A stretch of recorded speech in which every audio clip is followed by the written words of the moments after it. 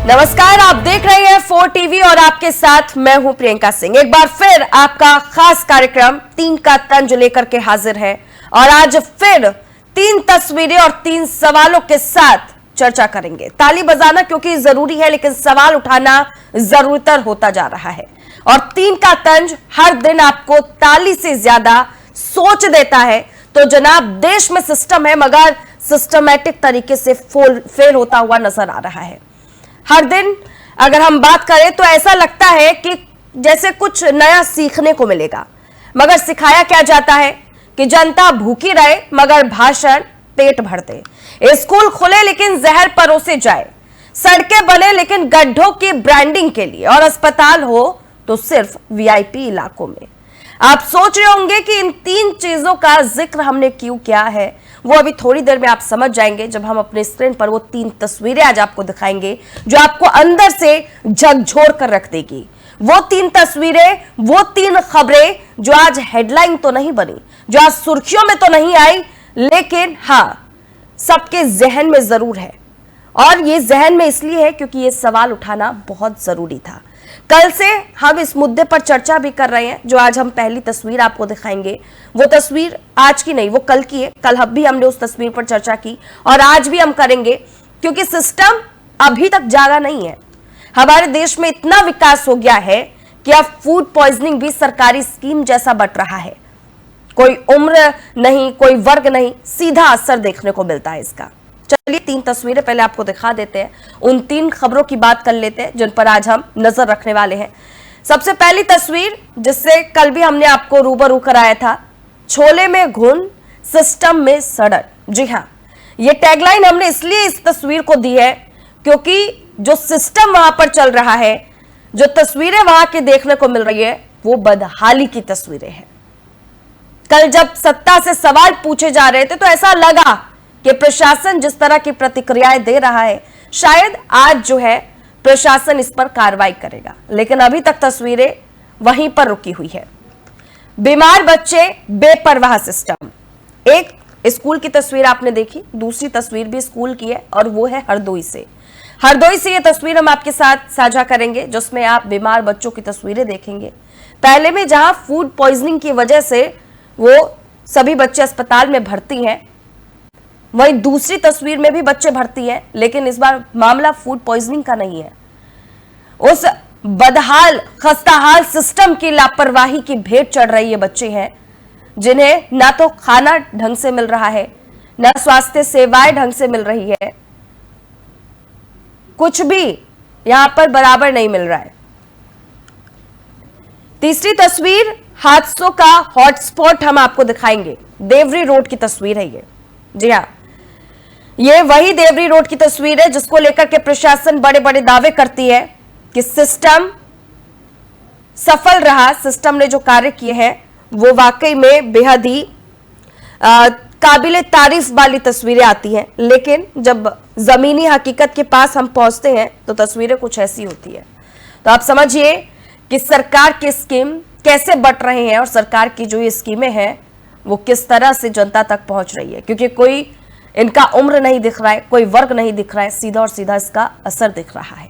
एक तरफ सरकार कहती है कि वो बच्चों के भविष्य के लिए काम कर रही है, तो वहीं दूसरी तरफ वो बच्चे छोले भटूरे खा करके आईसीयू पहुंच रहे हैं। अब इसमें ज्यादा न्यूट्रिशन पॉलिसी और क्या हो सकती है, मगर 3 का तंज सिर्फ खबर नहीं लाता, सवाल लेकर के आता है।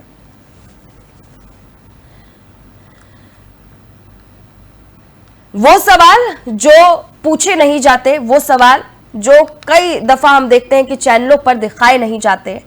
आज हम फिर आपके लिए लाए हैं 3 ऐसी तस्वीरें जिनके बारे में हम बात कर रहे थे। एक एक कर हमने आपको उन खबरों से रूबरू कराया। चलिए अब बारीकी से खबरों को समझते हैं और प्रशासन की तरफ ठोक बजा करके सवाल पूछेंगे। आज हम बच्चों के लिए काम कर रहे हैं, यह लाइन आपने नेताओं के हर स्पीच में सुनी होगी, लेकिन यूपी के मैनपुरी के जयप्रकाश सर्वोदय आवासीय विद्यालय में 28 बच्चे ऐसे हालात में पहुंचे कि स्पीच नहीं, स्ट्रेचर चाहिए था।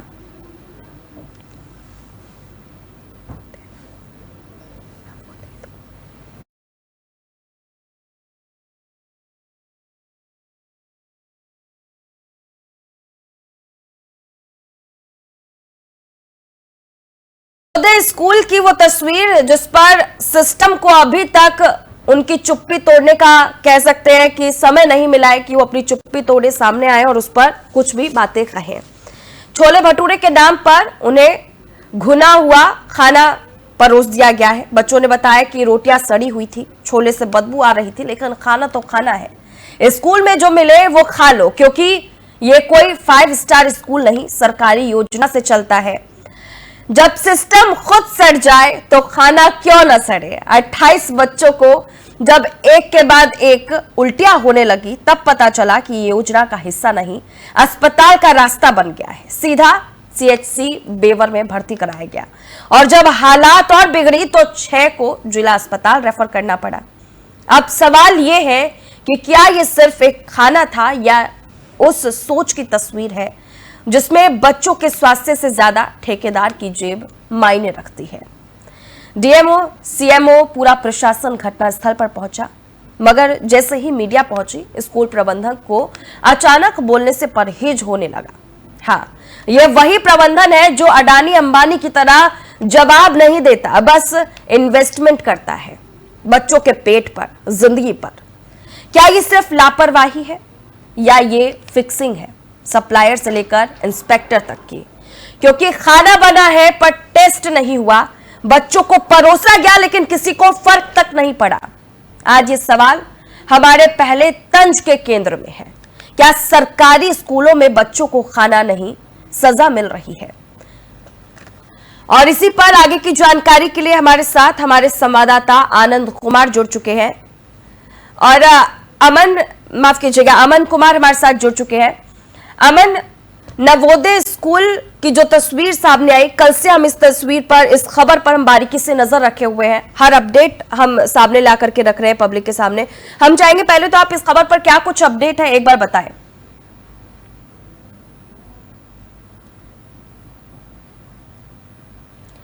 माफ कीजिएगा अमन, आपकी आवाज नहीं आ रही है जी, एक बार फिर बताइए अमन।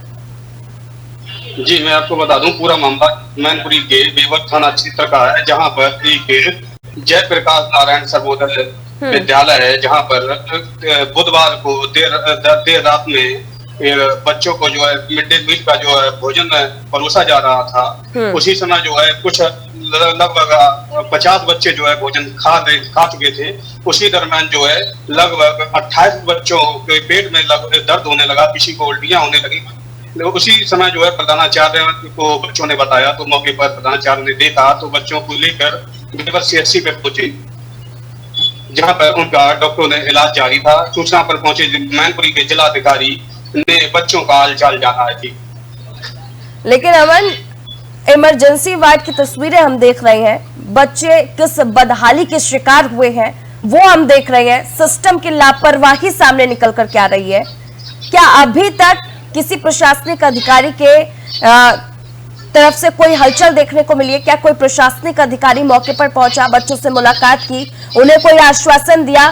क्योंकि 28 बच्चों की जिंदगियां हैं ये जो दांव पर लगी हुई है इस वक्त। जी प्रियंका जी, मैं आपको बता दूं, जैसे ही बच्चों को अफरा तफरी मची, घटना को किसी को उल्टियां होने लगी तो किसी के पेट में दर्द होने लगा। सूचना मिलते ही जिलाधिकारी मौके पर पहुंचे, वही मैनपुरी CMO भी मौके पर पहुंचे और तमाम आला अधिकारी जो मौके पर पहुंचे बच्चों का हाल चाल जाना। वहीं घटना को लेकर जिलाधिकारी ने जो है जांच के आदेश दिए हैं। जी अमन, सजा जो बच्चों को मिल रही है पोषण योजनाओं के नाम पर, जो जहर बांटा जा रहा है, क्या अधिकारी इसको लेकर के बोल रहे हैं? क्या किसी अधिकारी ने इसकी जिम्मेदारी ली? क्या किसी की जिम्मेदारी तय की गई है? जी, मैं आपको बता दूं, इस संबंध में जब प्रधानाचार्य से जब मीडिया ने बात करनी चाहिए तो प्रधानाचार्य जो है मुंह मोड़ते हुए दिखाई दिए।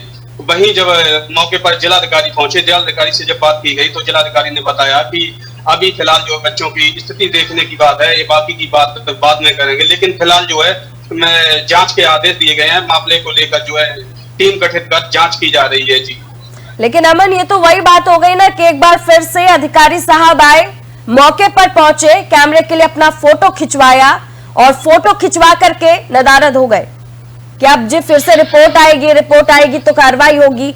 ऐसे मामले जहां पर 28 बच्चों की जिंदगियां दांव पर है, क्या उसके लिए भी प्रशासन इंतजार कर रहा है? तमाम फॉर्मेलिटीज पूरी होने का वेट कर रहा है वो। जी मैं आपको बता दूं कि मैनपुरी डीएम जब मौके पर पहुंचे, उन्होंने टीम गठित कर कार्रवाई की बात कही थी। तो उसी दरमियान जो है बृहस्पतिवार को खाद्य विभाग की टीम मौके पर पहुंचकर जिसने जाकर सैंपल लिया, तो वहां पर छोले, भटूरे, मैदा, रिफाइंड और चावल के सैंपल लिए हैं। जी लेकिन अमन, पूरा एक दिन बीत चुका है इस पूरे मामले को, अभी तक कोई निस्तारण की कार्रवाई सामने निकल के नहीं आई है। प्रशासनिक अधिकारियों की तरफ से कोई हलचल देखने को नहीं मिल रही है। बस एक आश्वासन देकर के वो लोग निकल गए। इसको किस तरह से देखा जाए? ये कौन से सिस्टम की गवाही दे रहा है? दो सबसे मेन फैक्टर इससे जुड़ रहे हैं, एक अस्पताल प्रशासन का और एक स्कूल प्रशासन का। स्कूल जहां पर शिक्षा देने की बात कही जाती है, देश के प्रधानमंत्री से लेकर के उत्तर प्रदेश के मुखिया योगी आदित्यनाथ तक बच्चों की शिक्षा को लेकर के खासा इंतजाम करते हुए नजर आते हैं। अभी तक जो तस्वीरें आई कई सारी, उनमें हमने देखा वो किस तरह से जाते हैं, नए स्कूलों का उद्घाटन करते हैं, नए स्कूलों के उद्घाटन के समारोह में पहुंचते हैं, बच्चों को प्रोत्साहन करने के लिए उन्हें प्रोत्साहित करते हुए हमेशा नजर आते हैं, बच्चों को लाड दुलार करते हुए नजर आते हैं। मुख्यमंत्री योगी आदित्यनाथ तो इन तस्वीरों में सबसे ज्यादा दिखाई देते हैं। फिर उन्हीं के क्षेत्र में इस तरह की घटना हो रही है। क्या मुख्यमंत्री योगी आदित्यनाथ के पास इस पूरे मामले का संज्ञान पहुंचा कि नहीं पहुंचा? उन्होंने कोई एक्शन लिया कि नहीं लिया? क्योंकि निचले स्तर के अधिकारी क्या कर रहे हैं अब तो वो बिल्कुल साफ हो चुका है। 24 घंटे बीत गए, लेकिन अभी भी वो इंतजार कर रहे हैं कि अब आगे क्या फॉर्मेलिटी रह गई है, पहले उसको पूरा कर लेंगे। भाई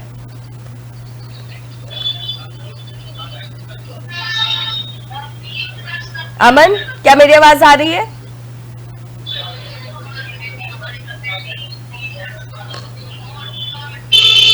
अमन, क्या मुझे सुन पा रहे हैं आप?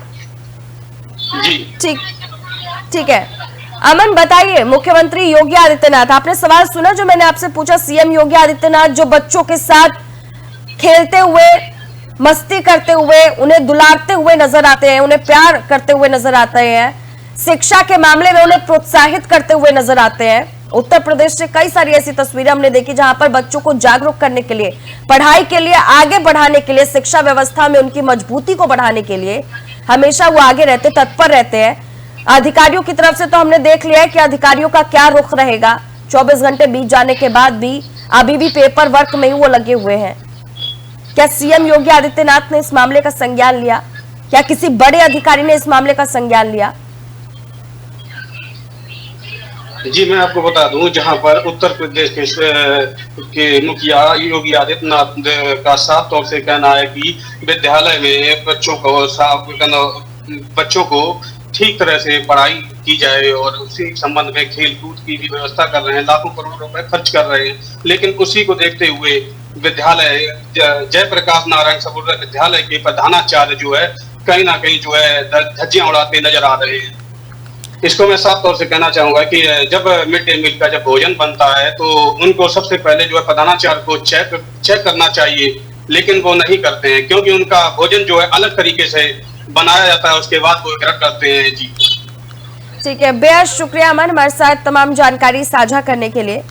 तो देखिए, अंबानी की तरह, जैसा कि हमने शुरू में ही कहा था कि मीडिया के सामने आने से परहेज करते हैं ये नेता, लेकिन वोट मांगते वक्त सामने निकल के आते हैं। परहेज अंबानियों की तरह, लेकिन प्रशासनिक पद पर बैठने के बावजूद भी ये जवाब नहीं देते हैं। हाँ, ये वही प्रबंधन है और इस प्रबंधन पर सवाल उठाना आज बहुत जरूरी था, आज तंज कसना बहुत जरूरी था।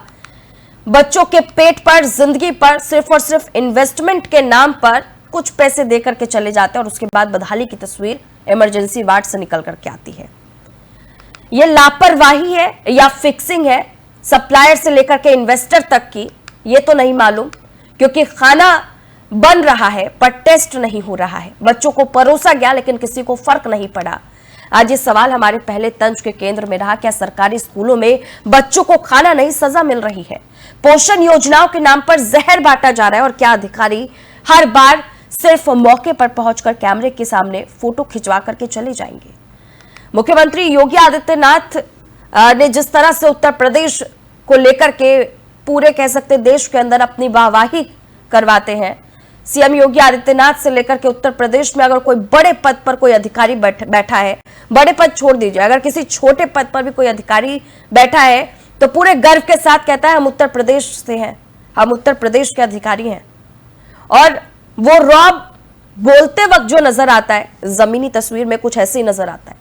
तस्वीरें आप देख लीजिए, क्योंकि सवाल आज हम उठा रहे हैं, हम चाहेंगे इन सवालों को लेकर के आप भी आगे आए और इन सवालों में अपनी ताल मिलाए और सरकार से पूछे, सिस्टम से पूछे, क्योंकि आज ये 28 बच्चे 28 परिवार अलग अलग परिवारों से आ रहे हैं, लेकिन कल को इसी सिस्टम की भेंट आपका बच्चा भी चढ़ सकता है।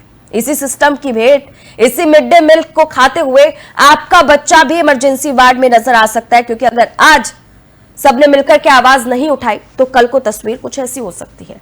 आज 28 का आंकड़ा है, कल 2800 का भी आंकड़ा हो सकता है। खैर, एक और उत्तर प्रदेश की बदहाली की तस्वीर हम आपके सामने रखेंगे, और ये तस्वीर जो हम आपको दिखाने वाले हैं ये फिर से विद्यालय की है, और विद्यालय के खस्ता हाल सिस्टम की जानकारी ये सामने ला करके रख रहा है। आप जिस तरह से अभी देख रहे थे किस तरह से बच्चों ने छोले भटूरे खाए और उनकी तबीयत बिगड़ी, अस्पताल में जाकर के पहुंचे, लेकिन प्रशासनिक तौर तरीकों में अगर हम कहें तो सिर्फ और सिर्फ कागजों में कार्रवाई हो रही है, लेकिन एक्शन मोड में नजर नहीं आ रहा है। एक और तस्वीर हम दिखा रहे हैं आपको हरदोई से। यहां का जो विद्यालय है वहां से जो तस्वीर आई है वो गर्मी की भेंट चढ़ रहा है।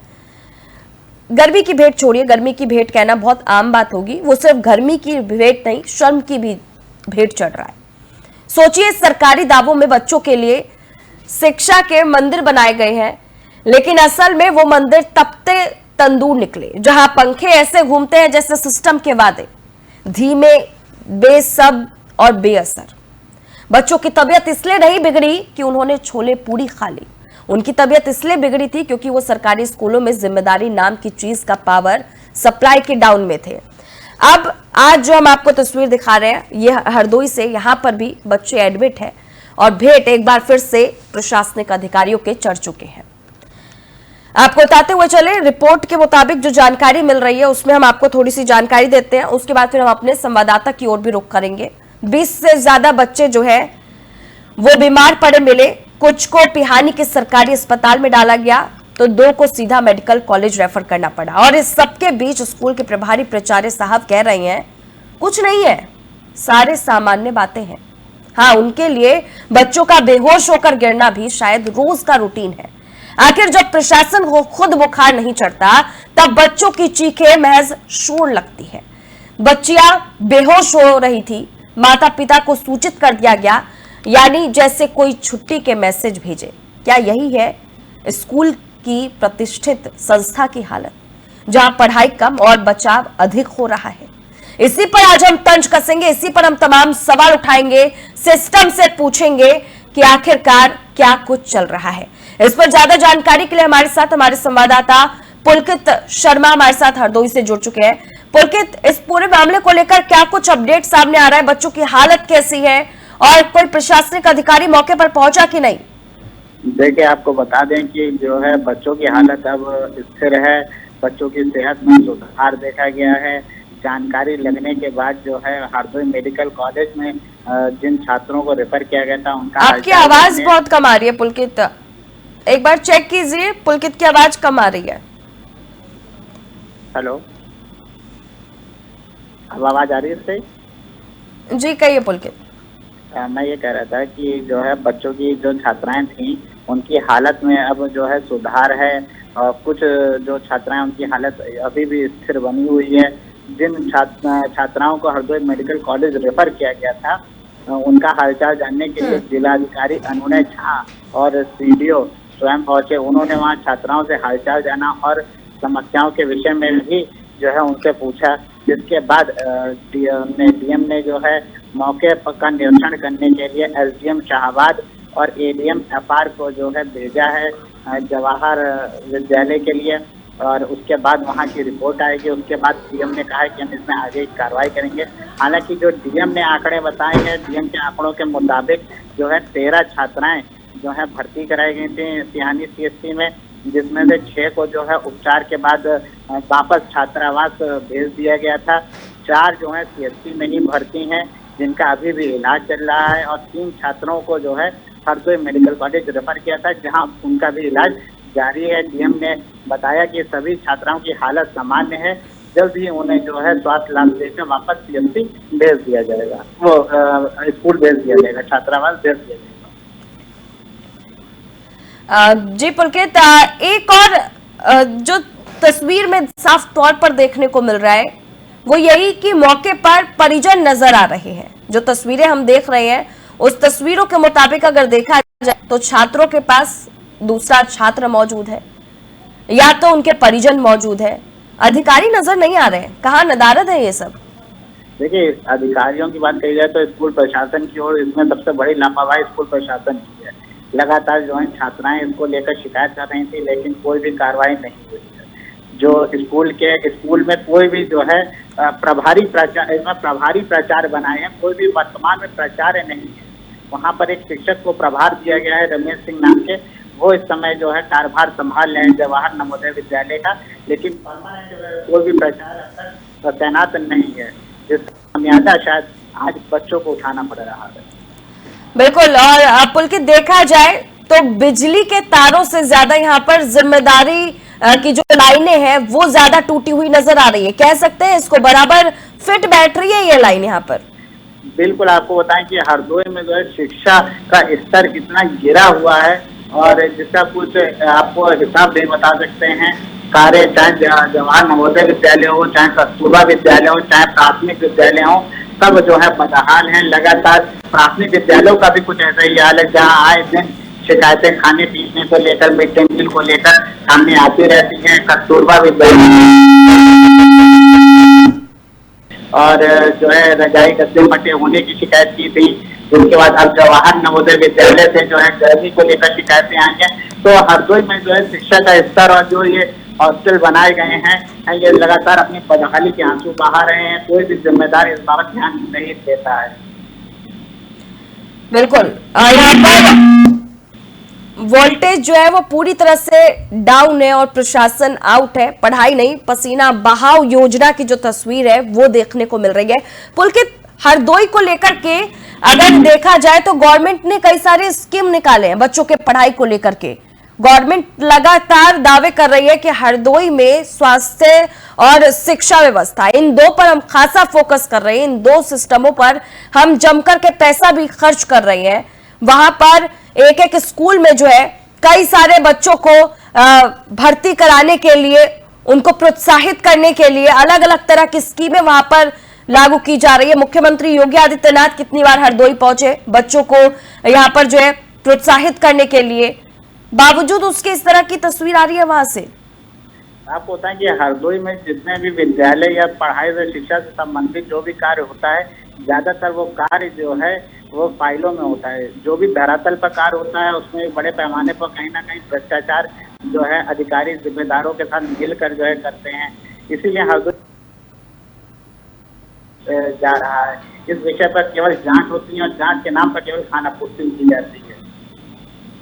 बिल्कुल पुलकित, और देखा जाए तो खाना पूर्ति की तस्वीरें किस तरह से साफ हो रही है वो साफ तौर पर नजर आ रही है। यहाँ बच्चों की जो हालत है वो इतनी बदहाल हो चुकी है, जिसका जवाब देने के लिए सिस्टमैटिक तरीके से अगर देखा जाए तो कोई सामने निकल करके नहीं आ रहा है। जब तक स्कूल के हर कमरे में गर्म हवा के साथ वहां पर बहाव देखने को मिलेगा, सिस्टमैटिक नेग्लेक्ट का धुआं भी उस तरह से देखने को मिलेगा। पुलकित, क्या किसी अधिकारी को जिम्मेदार बताया गया है? यहाँ पर जो स्कूल के प्रबंधक है, क्या उनके खिलाफ कोई कार्रवाई दर्ज की गई है? इतने भारी मात्रा में जो छात्र छात्राएं हैं वो अस्पताल में भर्ती हुए हैं, क्या इसको लेकर के किसी ने सुध लिया? किसी ने स्कूल प्रबंधन से सवाल पूछे कि जब आपको इतनी सुविधा मुहैया कराई जा रही है बावजूद उसके ये किस तरह की लापरवाही है? इसमें अभी तक किसी भी तरीके की कोई भी कार्रवाई नहीं हुई है। किसी ने जो है स्कूल के प्रशासन पर जिम्मेदार नहीं ठहराया गया है। जिला अधिकारी ने अपने बयान में यह बताया है कि एडीएम और एसडीएम को जो है जांच के लिए भेजा गया है। जहाँ रिपोर्ट आएगी और भी जो छात्राओं ने जो शिकायत जिलाधिकारी से की है गर्मी की और बिजली की, इन सब की जो है जांच कराई जाएगी। उसको जो और भी तथ्य सामने निकाले जाएंगे, उसके बाद जो इसमें जो दोषी पाया जाएगा उसके खिलाफ कार्रवाई की जाएगी। इन सबको लेकर के कार्रवाई की बात कह दी गई, स्कूल प्रबंधन पर कार्रवाई होगी, लेकिन कब होगी? अगर अभी हम बात करें तो उत्तर प्रदेश का कोई ये पहला इलाका नहीं निकला हरदोई जहां से बच्चों की ऐसी तस्वीर आई है। पुलकित, अभी थोड़ी देर पहले हम मैनपुरी की भी बात कर रहे थे, वहां पर भी बच्चों की स्थिति बदहाल है। वहां पर जो बच्चे हैं वो प्रबंधन के देख रेख में आज आईसीयू में भर्ती होने को मजबूर है। अब हरदोई से भी वैसी तस्वीर सामने आ रही है। ये कैसे स्कूल बन रहे हैं उत्तर प्रदेश में? ये कैसी सरकारी योजना है जो बच्चों को अब आईसीयू में भर्ती कर रही है? सरकारी जितनी योजनाएं हैं, गवर्नमेंट की तरफ से जितनी योजनाएं आती हैं, ये ज्यादातर शिक्षा को लेकर और स्वास्थ्य को लेकर फाइलों तक ही रहती हैं। उत्तर प्रदेश में जो है सीएम योगी आदित्यनाथ जी स्कूल को मॉडर्न बनाने को और बच्चों को अच्छी से अच्छी शिक्षा देने के लिए लगातार जागरूकता अभियान चलते हैं, बजट आवंटन करते हैं, लेकिन जो है उनके नाम पर सिर्फ खाना पूर्ति की जाती है। स्मार्ट क्लासेस बनाने के लिए टीवी लगाए जाते हैं, उद्घाटन होता है, मंत्री पहुंचते हैं, लेकिन 1 से 2 दिन बाद केवल वो जो है टीवी और स्मार्ट क्लास केवल जो है सफेद हाथी साबित हो रहे हैं। शिक्षा को लेकर उत्तर प्रदेश में बहुत बुरा हाल है। जितने भी योजनाएं हैं, योजनाओं सिर्फ कागजों पे हैं, धरातल पर सब सफेद हाथी साबित हो रहे हैं। बिल्कुल, स्कूल में बिजली व्यवस्था ठप है और स्कूल अब मेडिकल हब ज्यादा लगने लग गया है। बहरहाल पुलकित, हमारे साथ तमाम जानकारी साझा करने के लिए आपका बेहद शुक्रिया। तो ये तस्वीर मेडिकल हब की हम नहीं दिखा रहे हैं आपको, ये स्कूल की तस्वीर है। स्कूल में जहां बच्चों की स्थिति बदहाली के चरम पर पहुंच चुकी है, उसके बाद क्या कुछ होता है वो आप इन तस्वीरों के माध्यम से अंदाजा लगा सकते हैं। परिजन जो है परेशान है, मौके पर मौजूद है, अपने बच्चों की खैर खबर ले रहे हैं, लेकिन उन्हीं खैर खबर को लेने के लिए प्रशासनिक अधिकारी नहीं है। वही प्रशासनिक अधिकारी जिनको अपने प्रतिनिधि के तौर पर इन लोगों ने ही चुना है, और आज बदले में क्या मिल रहा है वो आप देख सकते हैं। चलिए आपको एक अहम बयान इस कड़ी से जुड़ी हुई आपको सुनाते हैं। विद्यालय में पानी की कोई समस्या नहीं है और खाने वाने की कोई प्रॉब्लम नहीं है, कोई ऐसी प्रॉब्लम नहीं है। ये गर्मी है, गर्मी में बच्चे जो है सफोकेशन की वजह से थोड़ा नर्वस हुए। प्रायः बच्चे बीमार होते रहते हैं, 1, 2, 4 बच्चे तो प्रायः हो जाते हैं, आते जाते रहते हैं, लेकिन आज कुछ ज़्यादा हो गए चूँकि गर्मी अधिक पड़ रही है। और हम स्वयं जो है अस्पताल लेकर के आए हैं और बच्चियों के साथ में हैं, हमारे स्टाफ के लोग हैं एक तो, और अभिभावकों को भी सूचित करा दिया गया है। जो बेहतर से बेहतर इलाज है हम करा रहे हैं। 8-10 लड़कियाँ 8-10 लड़कियाँ कल 4-5 रात में आई थी और मैं भी आया था, और अभी सुबह 4-5 को लेकर आए, फिर 2-3 लड़कियाँ आई हैं और फिर 2 लड़कियाँ जो है यहाँ पर हैं। हाँ, विद्यालय में पानी की कोई समस्या नहीं है और खाने वाने की कोई प्रॉब्लम नहीं है। तो प्रभारी प्राचार्य का बयान आपने सुना, उन्होंने अपनी तरफ से सफाई पेश कर दी है, लेकिन सवाल हम उठाएंगे, तंज हम कसेंगे। आखिरकार ये कैसा विद्यालय है? एक के बाद एक नई तस्वीर जुड़ती जा रही है। असुविधा, अव्यवस्था के लाइन में अब एक के बाद एक जिला कतार में लगाई हुई नजर आ रही है। कतार में लगी इन जिलों की तस्वीर मैनपुरी से शुरू होकर के हरदोई पे खत्म नहीं होती है। और भी ऐसे जिले हैं जहां पर इसी तरह की तस्वीर देखने को मिल रही है, और सवाल भी इसी तरह से उठ रहे हैं कि आखिरकार किस तरह से पढ़ाई हो रही है। बच्चे पढ़ेंगे, लिखेंगे, आगे बढ़ेंगे या फिर आईसीयू में भर्ती होंगे? अब हर जिले की एक ही तस्वीर सामने आ रही है, ICU ICU ICU. Medical hub पर प्रशासन को ज्यादा काम करना पड़ेगा। अब स्कूल से ज्यादा व्यवस्थाएं मेडिकल लाइन में करनी पड़ेगी, क्योंकि वहां पर पढ़ाई कम, बच्चों की तबीयत ज्यादा बिगड़ रही है। खाना खाने से लेकर के पढ़ाई करते हुए क्लासरूम तक की तस्वीर बदहाली से घिर चुकी है। नाम के नाम पर कह सकते हैं मॉडर्न स्कूल बन रहा है, स्मार्ट क्लासेस चल रही है, सिस्टम बिल्कुल दुरुस्त हो गया है, लेकिन एक बार पन्ना तो पलट करके देखिए, खस्ता हाल स्थिति कैसी होती है, ये तस्वीरें अपने आप में बयां कर देंगी। चलिए अब एक और खस्ता हाल तस्वीर की तरफ रुख करेंगे और इस बार हम आपको लेकर के चलेंगे मध्य प्रदेश। जी हाँ, आइए आपको उस सड़क पर लेकर के चलते हैं जो सड़क नहीं रही, एक खाई है, एक दलदल है, एक ऐसी त्रासदी है जिसे प्रशासन ने गड्ढा विकास योजना का नाम दे रखा है।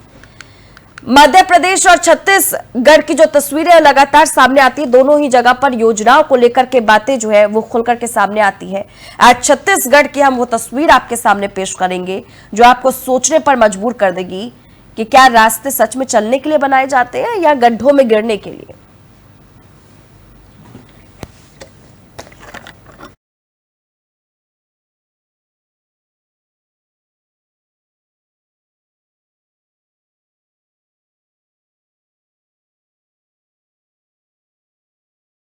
छत्तीसगढ़ के जांजगीर चांपा की तस्वीर है जहां पर देवरी से कमरीत को जोड़ने वाली सड़क ने सड़क कहलाने से इनकार कर दिया है। जी हां, गड्ढों ने ऐसा कब्जा जमा रखा है जैसे चुनाव के बाद नेता अपने वादों से पीछा छुड़ा लेते हैं। सड़क नहीं है, तालाब है, कीचड़ है, जान का खतरा है और प्रशासन की वो खामोशी है जो अब चीखने लगी है। आप समझ सकते हैं हालात कितने भयावह होंगे कि यहां से एम्बुलेंस तक लौटकर वापस चली जाती है। मरीज अगर सड़क पार कर ले तो समझो जिंदगी की सबसे बड़ी परीक्षा पास कर ली है। इस मार्ग पर चलना वैसे ही है जैसे बिना लाइफ जैकेट के समुद्र में तैरना। हर गड्ढा एक नया खतरा, हर कदम मौत से नजदीकी और प्रशासन वो तो ऐसे बैठा है जैसे गड्ढों को पर्यटन स्थल घोषित करना चाहता हो।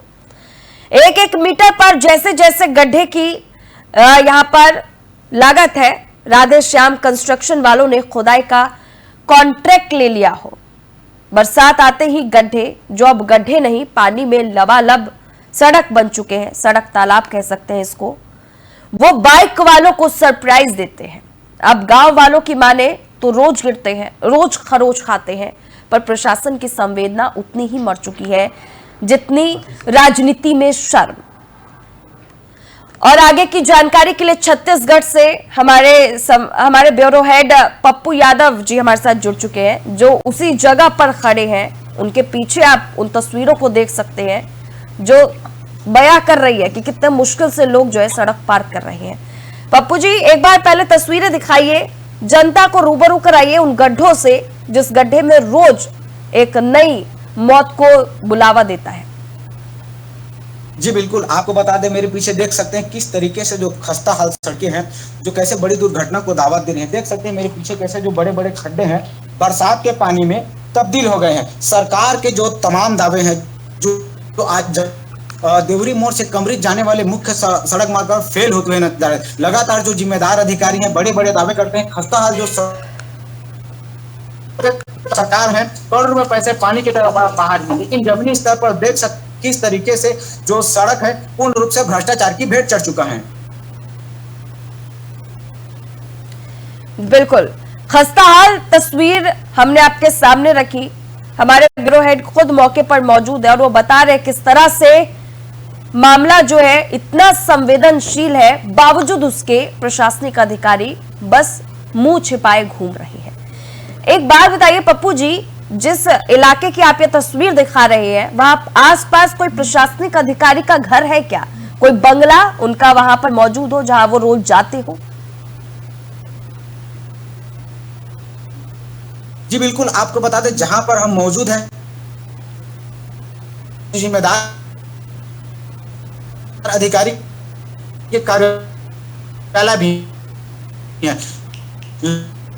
लगातार जो क्षेत्रीय जो जिले के जिले दिन दुर्घटना का शिकार होने हैं और बड़ी बड़ी दुर्घटनाओं का शिकार हुए लोग जान को जोखिम में डालकर यहाँ पर आवागमन कर रहे हैं। बार बार जो लोग हैं इस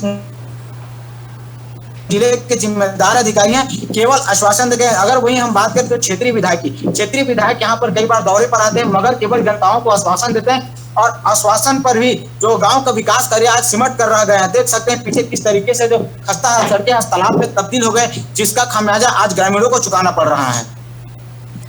बिल्कुल, ये जो मार्ग की तस्वीर आप बता रहे हैं, वहां पर जो हालत इतने खस्ता हाल है, इस मार्ग पर कितनी घटनाएं अब तक हो चुकी है और प्रशासन ने क्या इन घटनाओं की सुध ली है या फिर सिर्फ कागजी कार्रवाई रही? पप्पू जी।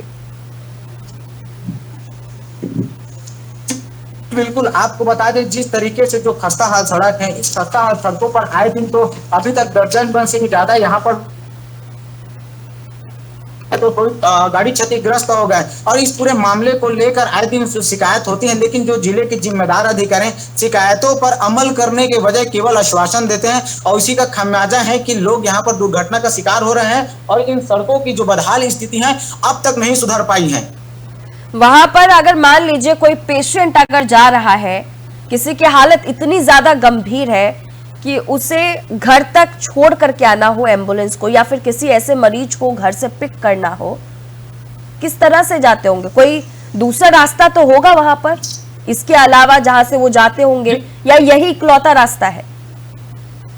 जी बिल्कुल, आपको बता दें कि यहाँ से 3-4 जो गांव पड़ते हैं, देवरी से मोहतरा, जो यहाँ देवरी से कमरी जाने वाले, यह मुख्य सड़क मार्ग है। इसके अलावा हॉस्पिटल जाने के लिए या फिर नजदीकी जो कस्बों जाने के लिए कोई रास्ते देख सकते हैं। मेरे पीछे कुछ मासूम बच्चे हैं, ये लोग इसी रास्ते से पढ़ने के लिए जाते हैं। जो शासकीय है वो लोग स्कूल में पढ़ते हैं, यहाँ से जो निजी जो स्कूल है वहां भी जाते हैं और यही एक मुख्य जो सड़क मार्ग है जो यहीं से लोग जो है आवागमन करते हैं और यही एकमात्र जो रास्ता है जो उनको हॉस्पिटल हो या फिर स्कूल हो, विद्यालय, इसी रास्ते से गुजर कर जाते हैं और जान को जोखिम में डाल मजबूर हैं।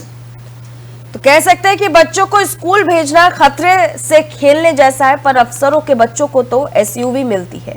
उन्हें क्या ही फर्क पड़ता है आम आदमी के चीथड़े उड़े या हड्डियां टूटे। स्थानीय लोग थक गए हैं, शिकायतें करते करते अब सिर्फ कैमरे देखकर बोलते हैं। शायद मीडिया की लाठी से कोई अफसर जाग जाए, कोई पूछे उन लोगों से जो रोज इसी रास्ते से गुजरते हैं कि वो सड़क पर नहीं एक टेस्ट पर है, टेस्ट ऑफ सर्वाइवल।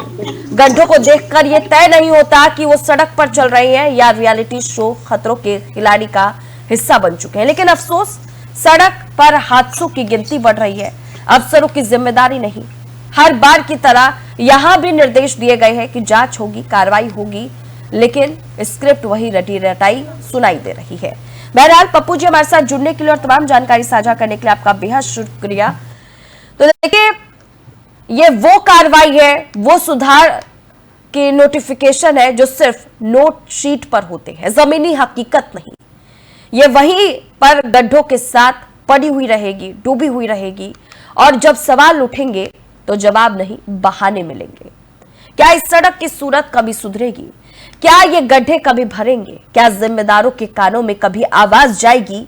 शायद नहीं, क्योंकि इस सिस्टम की हालत भी अब किसी गड्ढे से कम नहीं।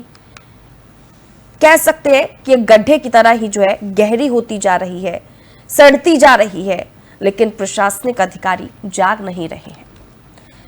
तो साहब, ये था आज का 3 का तन, जहां छोले भटूरे से लेकर के संसद के गलियारे और सड़क के गड्ढों तक हर जगह सिस्टम ने हमें बताया कि विकास का एक जुमला है, हकीकत नहीं। हम ताली भी बजाएंगे लेकिन सवाल भी पूछेंगे, हम खबर भी दिखाएंगे और जहर भी पहचानेंगे, क्योंकि अगर आज आपने सवाल नहीं पूछा तो कल किसी और के बच्चे सड़े छोले खाकर आईसीयू में भर्ती होंगे, किसी और की गाड़ी गड्ढे में धंसेगी और किसी और का लोकतंत्र सदन में हंसी बनकर के बिखरेगा। ताली बजाना जरूरी है लेकिन सवाल उठाना जरूरी तर। और 3 का तंज हर दिन आपको ताली से ज्यादा सोच देगा। फिलहाल आज के 3 के तंज में बस इतना ही। रुकेंगे एक छोटे से ब्रेक के लिए, ब्रेक के उस पार खबरों का सिलसिला जारी है।